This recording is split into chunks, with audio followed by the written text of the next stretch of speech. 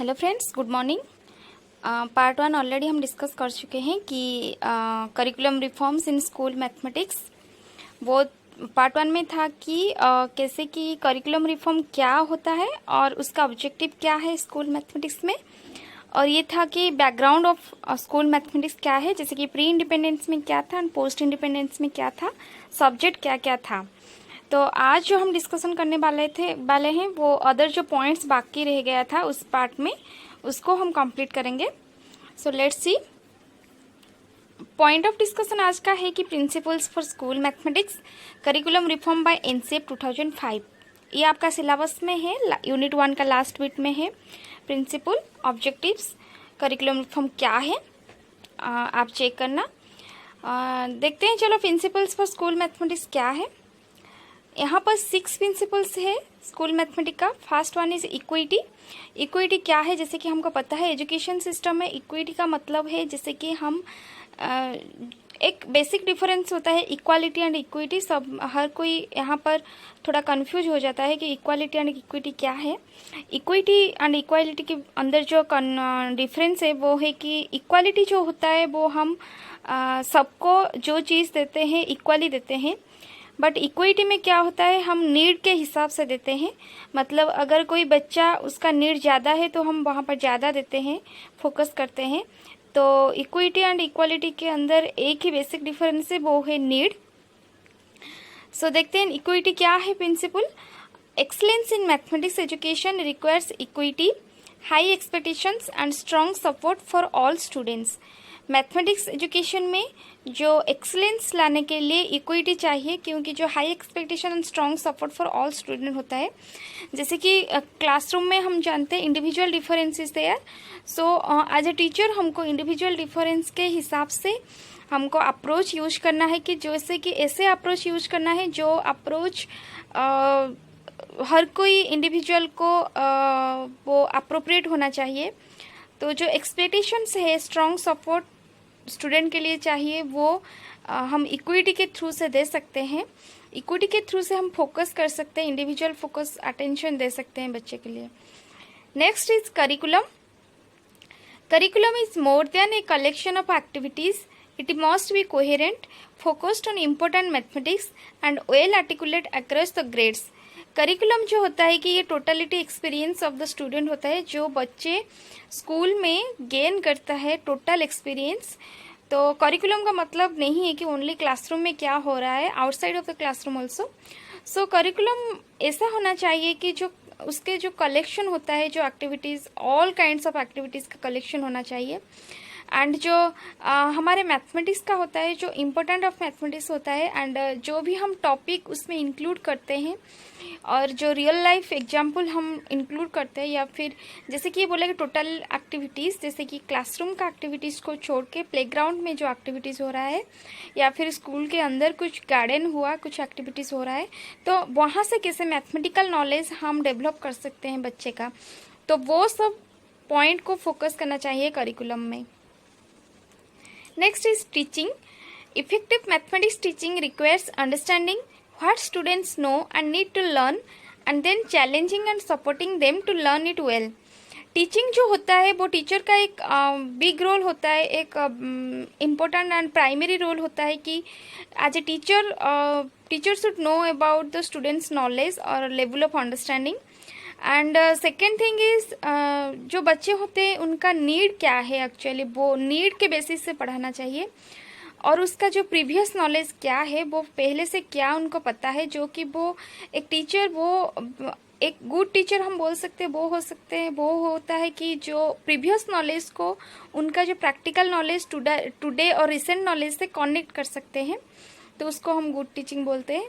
तो effective mathematics teaching, हम mathematics teaching को इफेक्टिव तभी बोलेंगे जब वो अंडरस्टैंडिंग, स्टूडेंट का अंडरस्टैंडिंग एंड उनके नीड के हिसाब से पढ़ाएगा, एंड जो उनका जो होता है जो प्रीवियस नॉलेज, उससे रिलेट कर पाएंगे कि हमारा रियल लाइफ और प्रेजेंट नॉलेज क्या है, उसको कनेक्ट करना, एंड जो डिफरेंट काइंड्स ऑफ चैलेंज होता है उसको कैसे फेस करना, ये सब टीचिंग में आना चाहिए। Next is learning. Students must learn mathematics with understanding, actively building new knowledge, from experience and previous knowledge.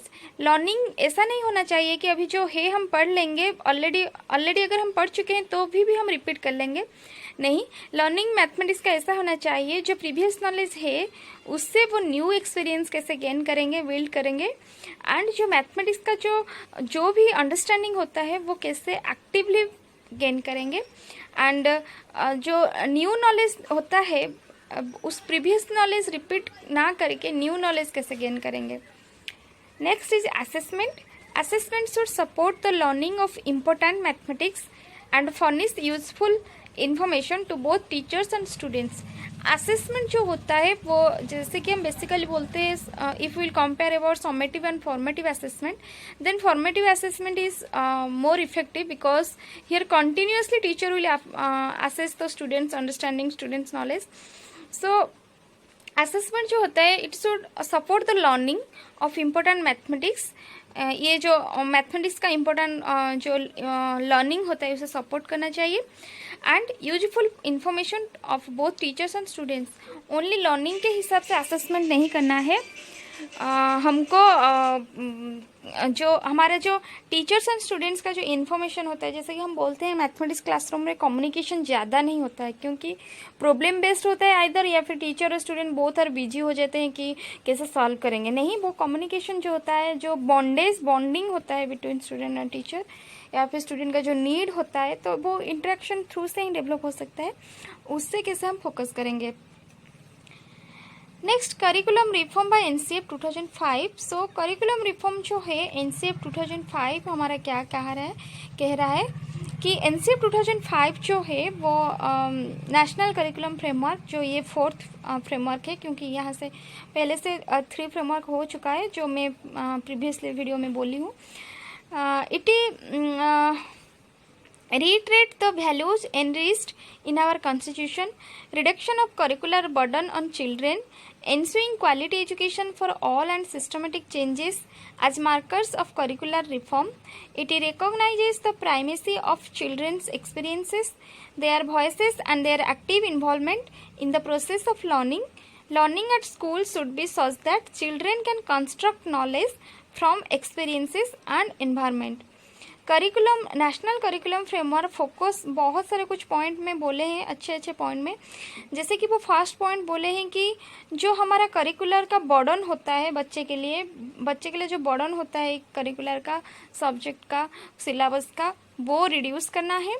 Second बोले हैं कि जो क्वालिटी एजुकेशन के ऊपर फोकस करना है, ऐसे कि नहीं एजुकेशन हम दे रहे हैं, मतलब क्वालिटी कितना है वो एजुकेशन में, क्वालिटी एजुकेशन है या नहीं, उसमें फोकस करना है। एंड जो करिकुलर में डिफरेंट चेंजेस आ रहा है उसको अपडेट करना है, रिफॉर्म जो हम बोलते हैं।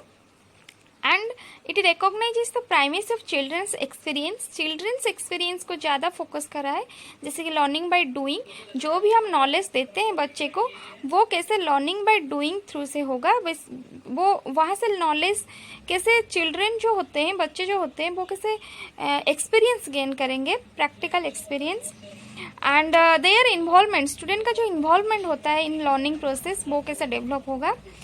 नेक्स्ट, करिकुलम रिफॉर्म के बारे में एनसीएफ ये बोला है कि जो स्कूल में जो लर्निंग होता है वो कैसे नॉलेज को कंस्ट्रक्ट करने में बच्चे के हेल्प करेंगे, एंड थ्रू एक्सपीरियंस जो हम बोलते हैं कंस्ट्रक्टिविज्म ये बोलता है कि एनसीएफ यहाँ पर कंस्ट्रक्टिविज्म में फोकस किया है। कंस्ट्रक्टिविज्म ये बोलता है कि स्टूडेंट नॉलेज को कंस्ट्रक्ट करेंगे by the help of their previous experience, जो प्रीवियसली एक्सपीरियंस उनके पास है उसको यूज करके वो न्यू नॉलेज कंस्ट्रक्ट करेंगे, क्योंकि प्रीवियसली एक्सपीरियंस जो होता है वो बहुत स्ट्रॉन्ग होता है एंड वो रिलेट होता है करेंट नॉलेज से। तो एनसीएफ ये फोकस किया है कि जो नॉलेज कंस्ट्रक्ट होगा बच्चे का वो प्रीवियसली एक्सपीरियंस के हिसाब से ही कंस्ट्रक्ट होगा। For mathematics, vision of school mathematics has been laid in NCEP 2005 as follows. NCEP 2005 mathematics education के ऊपर कुछ विजन दिया था, जैसे कि first one was children learn to enjoy mathematics rather than fear it. वो बोला कि जो बच्चे होते हैं, जैसे कि हमको पता है, हम सब बोलते हैं mathematics is top subject, and सब बच्चे में ये फियर डर रहता है कि मैथमेटिक्स बहुत हार्ड होता है, कोई इसे अच्छे मार्क्स स्कोर करना इतना इजी नहीं। ये जो फीलिंग्स होता है, एटीट्यूड होता है बच्चे का, ये नहीं रहना चाहिए। और जो मैथमेटिक्स का लर्निंग होता है वो बच्चे कैसे एंजॉय करके पढ़ेंगे, ऐसे नहीं कि मेमोराइज करके पढ़ेंगे। वो children should learn by the children should enjoy the mathematics in the classroom. And some principles था एनसीएफ 2005 का, जैसे कि फर्स्ट वन है connecting knowledge to life outside the school. जो मैं बोली कॉन्टेक्चुअलाइजेशन, कॉन्टेक्चुअलाइजेशन ये बोल रहा है कि जैसे कि हमारा ये बोल रहा है कि जो नॉलेज होता है स्टूडेंट का क्लासरूम में, जो नॉलेज वो गेन करते हैं वो कैसे आउटसाइड ऑफ द स्कूल, जो रियल लाइफ में जब स्कूल से वो जाते हैं उनका रियल लाइफ में, उसमें जो भी वो यूज करते हैं, जैसे कि वो शॉप को गए कुछ खरीदने के लिए या फिर कुछ भी मेजरमेंट किए, वो रियल लाइफ का जो एक्सपीरियंस होता है और जो नॉलेज होता है उनका टेक्स्ट बुक नॉलेज होता है, उसे कैसे कनेक्शन करेंगे। Ensuring that learning is shifted away from the rote methods. जो बच्चे रोट मेमोराइज करते हैं, क्योंकि मैथमेटिक्स आज they are thinking that mathematics is top, so some students are there, they are thinking that if I will memorize this thing then no need to understand. So ये जो thinking होता है बच्चे का, तो ऐसे करिकुलम होना चाहिए जैसे कि बच्चे का जो रोट मेमोराइजेशन थिंकिंग नहीं रहना है, और वो लोग का उनका जो थिंकिंग शिफ्ट होना है कि वो कैसे लर्निंग उनके एक्सपीरियंस थ्रू से वो नॉलेज गेन करेंगे, नॉट कि rote memorisation. Enriching the curriculum to provide for overall development of children rather than remain textbook centric. ये पॉइंट बहुत इंपॉर्टेंट है, जैसे कि करिकुलम ऐसा होना चाहिए कि ऐसे एनरिच करना चाहिए करिकुलम को, जैसे कि जो चिल्ड्रन का जो डेवलपमेंट होता है वो टेक्स्ट बुक के अंदर ही नहीं रहना चाहिए। जैसे कि अगर कुछ क्वेश्चन है प्रॉफिट लॉस का, वो स्टूडेंट जो पढ़ा है कि बुक में क्वेश्चन दिया है, वही क्वेश्चन का जो अंडरस्टैंडिंग है सिर्फ उसमें लिमिट नहीं होना चाहिए स्टूडेंट का अंडरस्टैंडिंग। अगर उस क्वेश्चन को छोड़ के हम कुछ भी एग्जाम्पल उसको पूछेंगे तो वो इतना अंडरस्टैंडिंग होना चाहिए कि वो कुछ भी क्वेश्चन का related to profit loss can give answer. So ये पॉइंट बोला है कि student should not be we can say bound on the only text book, it should be beyond the text book. Making examination more flexible and integrated into classroom life. Examination process जो होता है उसको more flexible करना चाहिए and integrated into classroom life, classroom का life को जो उसमें इंटीग्रेट करना चाहिए। Children learn important mathematics, mathematics is more than formulas and mechanical procedures. हम सबको पता है, हम सब बोलते हैं मैथमेटिक्स का मतलब ये ही कि फार्मूलाज है, थ्योरी है, प्रिंसिपल है, थ्योरम है। नहीं, चिल्ड्रन जो मैथमेटिक्स पढ़ते हैं तो वो आज एक फार्मूला हिसाब से नहीं पढ़ना चाहिए, क्योंकि फार्मूला और मैकेनिकल प्रोसीजर बोथ और मेमोराइज के तरह ही हो जाएगा। तो बियॉन्ड दैट हम लोग जब पढ़ाते हैं चिल्ड्रन को ये थिंकिंग नहीं आना चाहिए कि मुझे ये फार्मूला को मेमोराइज करना है या फिर ये थ्योरम को मेमोराइज करना है। Children see mathematics as something to talk about, to communicate through, to discuss among them, to work together. हम जब सोशल साइंस पढ़ते हैं, जब साइंस थ्योरेटिकल कुछ सब्जेक्ट हिस्ट्री ज्योग्राफी पढ़ते हैं, तो हम डेली लाइफ में उसको डिस्कशन करते हैं या फिर हम एक स्टोरी बनाते हैं। लेकिन जब मैथमेटिक्स क्लास के बारे में सोचते हैं तो हम ये सब माइंड में, टीचर का माइंड में नहीं आता है या फिर स्टूडेंट का माइंड में भी नहीं आता है कि मैथमेटिक्स भी एक कम्युनिकेशन हो सकता है, डिफरेंट काइंड्स ऑफ डिस्कशन हो सकता है और एनी काइंड ऑफ वर्क भी हो सकता है like other subject. Children pose and solve meaningful problems. बच्चे जो होते हैं ऐसा नहीं कि टेक्स्ट बुक में जो प्रॉब्लम है वो ही सिर्फ सॉल्व करो, जो different kinds of real life का प्रॉब्लम होता है बच्चे को ये चांस देना चाहिए कि उनको चांस देना है कि वो क्वेश्चन पोज करे और उसको सॉल्व भी करे। अगर कुछ डाउट होता है तो teacher should guide them, but curriculum should be prepare like children should pose the question and solve their problems. Children use abstractions to perceive relationship, to see structures, to reason out things, to argue the truth or falsity of statements. बच्चे जो होते हैं abstraction use करना चाहिए and जो relationship हुआ, structure हुआ, different kinds of reason हुआ, ट्रूथ फॉल्सिटी के अंदर जो आर्गूमेंट हुआ उसको परसीव करना चाहिए। Children understand the basic structure of mathematics, arithmetic, algebra, geometry, trigonometry, the basic content areas of school mathematics, all over the methodology for abstraction, structuration and generalization. NCF बोल रहा है कि जो चिल्ड्रन होते हैं वो बच्चे का जो बेसिक अंडरस्टैंडिंग अबाउट मैथमेटिक्स होना चाहिए। बेसिक अंडरस्टैंडिंग में बेसिक स्ट्रक्चर आ जाता है, अलजेब्रा होता है, अरिथमेटिक होता है, ट्रिगोनोमेट्री होता है। ये जो सब्जेक्ट टॉपिक बोल रहे हैं यहाँ पर एनसीएफ, तो बच्चे, हर कोई बच्चे का वो बेसिक अंडरस्टैंडिंग इस टॉपिक के ऊपर होना चाहिए। Teachers engage every child in class with the conviction that everyone can learn mathematics. कुछ बच्चे होते हैं क्लास में जिन लोग का थिंकिंग ऐसा रह जाता है कि I can't read mathematics, I can't pass on mathematics subject. But teacher का रोल ये होता है कि teacher should engage every child in class by giving the motivation, enforcement, by giving attention to all children and convince them that everyone can learn mathematics. उनके अंदर जो fear है, डर रहता है कि मैथमेटिक्स नहीं हो पाएगा मेरे से, तो that fear should be reduce. So दोस्तों, ये था about curriculum reforms according to NCF 2005। क्या क्या करिकुलम में, जब हम करिकुलम रिफॉर्म करते हैं कैसा होना चाहिए करिकुलम, टीचर का रोल क्या होना चाहिए, स्टूडेंट के क्या मतलब नीड के हिसाब से करिकुलम होना चाहिए, पोर्वेट मेमोराइजेशन नहीं होना चाहिए, ये सब था एनसीएफ के हिसाब से। एंड पहले जो था वो था, पहले वीडियो में बोली हूँ, ऑब्जेक्टिव था एंड 6 प्रिंसिपल्स था यहाँ पर, जैसे कि इक्विटी था, टीचिंग कैसे होना चाहिए, लर्निंग कैसे होना चाहिए, करिकुलम कैसा होना चाहिए। तो वो 6 प्रिंसिपल्स था अबाउट स्कूल मैथमेटिक्स कैसा होना चाहिए उसका प्रिंसिपल। एंड हम डिस्कशन किए एनसीएफ के हिसाब से क्या था करिकुलम रिफॉर्म। अगर कुछ डाउट है इसमें तो आप लोग चैट बॉक्स में मुझे मैसेज कर सकते हैं। और यहाँ पर मेरा जो आपका यूनिट 1 है वो ओवर होता है और कुछ नहीं है वो यूनिट 1 में। फिर भी अगर यूनिट 1 में कुछ भी डाउट है तो आप मुझे मैसेज कर सकते हैं, मैं उसमें वीडियो बना के दूंगी। अगर और मेरे वीडियो को लाइक एंड सब्सक्राइब करना। Thank you, have a nice day.